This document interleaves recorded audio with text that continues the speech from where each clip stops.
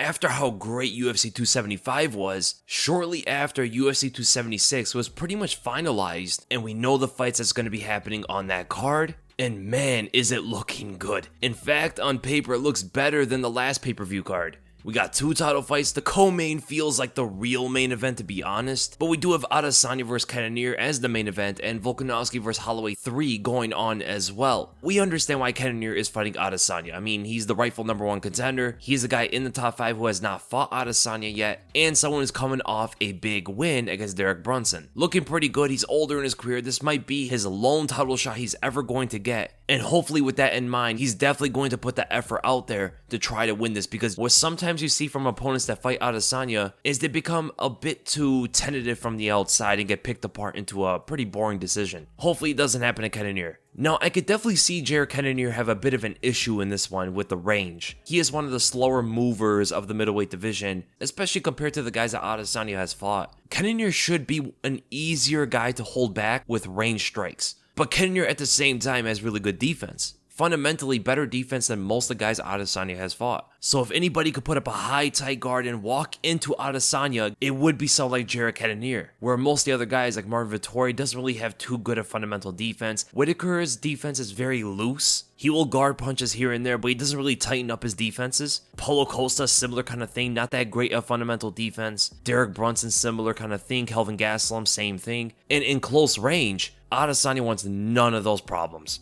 Cannonier is the most dangerous fighter inside the pocket that Adesanya has ever fought. Comparable to Kelvin Gastelum, but I think even more powerful, more dangerous in the pocket. Because of this, man, Adesanya's got to be in the top of his game. He does not want Cannonier to be anywhere near him. And the thing about Cannonier is he has a deceptively long reach. He's 5'11" with a 78-inch reach, which is insane, and can really dive into the punches out of nowhere. And a big thing going for Cannonier, and I wonder how this is going to work against Adesanya, those are the leg kicks. He is the biggest leg kicker in the whole division, but Adesanya will check him, so stylistically, it's a very difficult fight for Cannonier. His chances only really lie if he gets inside of Adesanya's reach and pressures him effectively, cuts off the cage. Cutting off the cage is key for Cannonier here. There's not going to be a lot of moments where he has Adesanya backed up to the cage, and every time it happens, he has to be perfect with cutting the cage. And that's where usually Adesanya gets into like a standoff position where he'll start sniping at you and try to move off laterally in very awkward stances. And Cannonier's going to have to be aware of that. At the same time though, not be overly focused on what Adesanya is specifically doing. Because a lot of times when Adesanya's back is to the cage, his opponents kind of just watch what he's doing. Because of all the flashiness that Adesanya throws forward, because how many times he's switching stances, and the long punches that come out of nowhere at very different angles, his opponents tend to take pictures instead of actually acting in the moment. And before they realize, Adesanya is already circling out. And that's what Cannonier has to avoid. He needs to either act or react immediately. He goes first before Adesanya does, whether it be leg kicks, whether it be a jab to the body, whether it be a jab to the face, whatever it is. Intercept with hooks and stuff if Adesanya is just trying to move out. Or look to counter Adesanya's punches, where sometimes he will drop him after he throws. But man, too often we've seen fighters get around Jared Cannonier's pressure. He's just so plodding, he doesn't cut off necessarily that well. And with Adesanya, he will just jab his way to a decision, and he doesn't want that to happen. Volkanovski vs Holloway is, in my opinion, the best fight on the whole card. I mean, we got two of the best fighters pound for pound in the UFC going against each other. Two guys are just clearing out the division, the rubber match, and honestly, there is a chance this isn't the last time they fight each other. If Holloway beats Volkanovski, who's to say you don't give Volkanovski a rematch? An immediate rematch at that. The guy's been a pretty good champion so far. He's cleaned out everybody. He's beat Holloway twice. If he loses to Holloway, the least that can happen is him fighting one more time to get a title shot. Now, both Volkanovski and Holloway have shown to progress since their last fight. Holloway looked amazing against Calvin Kattar. Looked good against Yair, but not the best performance. I think off of that fight and the way that Volkanovski looked against Korean Zombie and Bryan Ortega, insane in both those fights. It leads a lot of people to believe that Volkanovski will beat him in a third fight, and I would kind of agree to this as an early prediction. Volkanovski's looking much faster than he ever was. He has sharper boxing now. The way he was able to light up Korean Zombie like that, taking off angles, landing the 1-2 from a distance with such crazy speed, and the fact that he's always given Holloway a bit of an issue when he would throw the leg kicks, when he would throw the right overhand to intercept Holloway. He has a longer reach, and that jab might be a bit disruptive, and shown in the rematch, his takedowns made a big difference in their fight. So definitely favoring Volkanovski in the third fight. it seems like he is the best featherweight in the world. And in the third, he might just go out and show it for sure. I have a feeling this one is not going to be as close as the other two were. We do have the plant though. Alex Pereira is fighting Sean Strickland. We know the plan, man. He was planted to fight Strickland for a reason on the same card as Adesanya. Given if they both win their fights, that's going to be one gargantuan fight. Adesanya versus Pereira, this time in MMA. Everybody knows that's what the plan is, and I think everybody's up for it. I would love to see it. I mean, Pereira's probably not going to be in the sport that long. He's a bit older, and he's getting that Uriah Prochazka fast track to a title with a seemingly on paper favorable matchup. Out of everybody in the top 5, Sean Strickland is the easiest fight by far. Keep him away from Bobby Knuckles. Keep him away from Marvin Vettori and Derek Brunson. Maybe him and Jared Cannonier can have an interesting fight, but Sean Strickland is definitely the easiest of the bunch for him. It's the safest way for Pereira to win, and hopefully they can line up the Adesanya fight later down the road. The amount of promotion that can go into that fight is insane. I mean, I'm already salivating at how hyped that fight is going to be. And honestly, I think Pereira should be able to beat someone like Sean Strickland. I mean, Strickland's a defensive boxer for the most part, doesn't really check kicks. He's one of the easiest guys to leg kick out of the entire roster of the UFC. Out of 700 fighters, he has some of the worst leg kicking defense I've ever seen. I actually have the stats saved just in case I forget it. Sean Strickland has defended 53 out of 262 leg kicks of his career so far. That's a 20% defense rate. Horrible. And he's fighting a guy who kicks very hard from a far range, and someone that Strickland does not want to trade shots with. Strickland does not have that kind of power. He jabs his way to a decision oftentimes. He has some good counter shots and a really tight guard, but the tight guard is a bit inflated. People think he has some of the best defensive boxing in the UFC. This is where the stats do not tell the whole story. Yes, he has defended 65% of all the significant strikes that got thrown at him, but against who? The stats are inflated because he has not fought a striker like Alex Pereira or Adesanya or Robert Whittaker. He fought an older Uriah Hall, which is probably the best striker he's fought besides Zaleski dos Santos in the welterweight division, and maybe Santiago Ponzinibbio early on in his career, which he actually got beat standing. Both Zaleski and Ponzinibbio both beat him standing, and those guys do not compare to Alex Pereira in almost anything they do. Definitely not power-wise, not technically, not with the size and anything like that. Sean Strickland may be in a bit of trouble in this one. This is one of the best examples of like a newer MMA fighter going up against a veteran, a top 5 fighter in the world, and possibly making it look easy. But it's about styles, because not a lot of guys are going to beat Strickland easy. Alex Pereira potentially will. There's a reason why the organization threw Pereira into this fight so early. One of the best matchmaking of the entire card, Pedro Munhoz versus Sean O'Malley. I love this fight. The most competitive fight of Sean O'Malley's entire career, because both Munhoz and O'Malley have holes that each other can exploit, have strengths that can attack the opponent's weaknesses, and at the same time you're bringing O'Malley up the ladder even more. And with Pedro Munhoz being 1-4 in his last 5 fights, he pretty much has no choice but to fight down in the rankings. And if he were to lose this one, man, Munhoz is going to be in a very bad position in his career.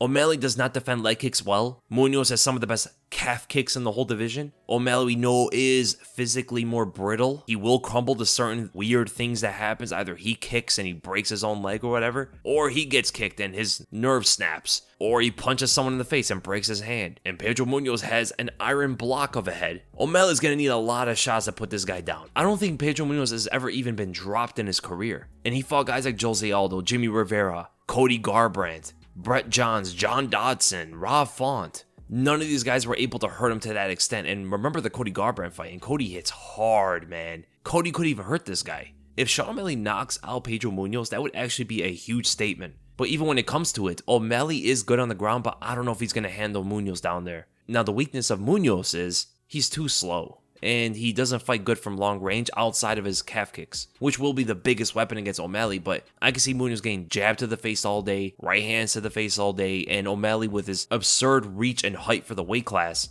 Besides the leg kicks, Munhoz is going to have a hard time finding any of his punches, man. He might have to go for takedowns. He might have to take the Eddie Alvarez game plan when Eddie fought Conor McGregor. He didn't fight by the game plan, got destroyed because he tried to box with Conor, but the game plan is kicks and takedowns. Pedro Munhoz is going to have to kick and shoot for takedowns. But if I were to pick an early winner for this, it's a tough one, man. This is 50-50 for me. But I'll go with a younger guy. I'll go with Sean O'Malley, as it seems like Munhoz not doing too well right now and probably not the most confident. So I think the mental aspect of the fight is going to be the biggest of it. And O'Malley might be talking some trash and try to get in Munhoz's head. The speed at the end of the day might be the difference physically in the fight. but man, the leg kicks can really set up for some of Munhoz's power shots. Munhoz hits hard. If he hits O'Malley clean with one of those overhands, this fight could be over, and that could come off the leg kicks. Robbie Lawler versus Bryan Barbarena is the interesting one. I think this is good matchmaking as well, as Bryan Barbarena any given day is like a top 15 caliber fighter. Just sometimes he makes questionable decisions later the fight goes. It's either first or third round, the guy does something a little bit questionable, and we've seen him get finished before in consecutive third rounds because of this. Robbie Lawler is a veteran, but clearly not the same fighter anymore, so the skills should relatively be similar. If not, Barbarena should have a little bit of an edge going into that. Jessica Eye versus Macy Barber is an interesting fight,